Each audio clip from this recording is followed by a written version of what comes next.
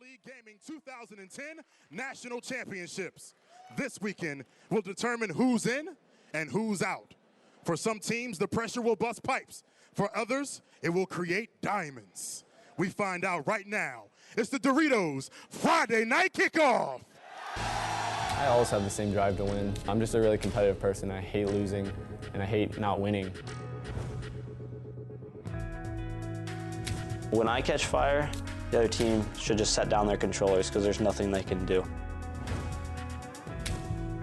If you are the best, you got to make sure that you stay consistent.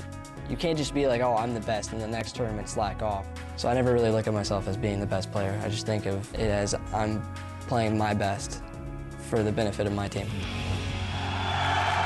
Here comes Ogre 2 to clean up the kills. Oh, boss, you're wrong. Look at that. A great start to the game. Hysteria heating up with the sniper, Scott. Great play and there we go. Instinct is playing at the top of the game. It's the MLG Friday Night Kickoff.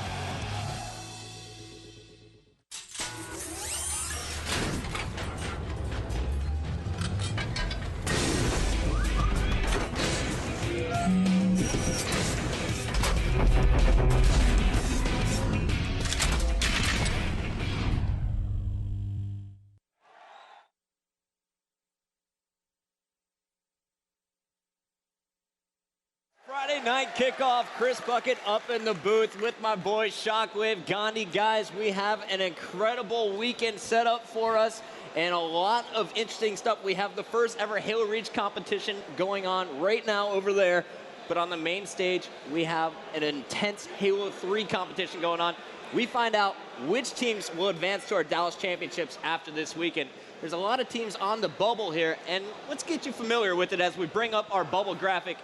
Here you'll see that after our DC event, the minimum points our teams will have, you'll see Carbon is in that 7th seed, Straight Rippin at 8, Warriors at 9, Purgatory, and Heaven and Earth at 10 and 11. Guys, Straight Rippin and Warriors, they're the ones on the bubble. Scott, tell me about Straight. Well, you know, Straight Rippin realized they were on the bubble, and they're the most vulnerable team coming into this event. So they got 2 lands before this event, and they did very well at both of them. So I'm expecting them to come out and play very well.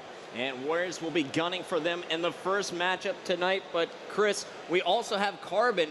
They have the 7th seed after DC most likely, but they're still vulnerable as well. Yeah, well, my old team Carbon right now, they really are going to need to step up their game this tournament. They've had a little bit of trouble with their 2 lands.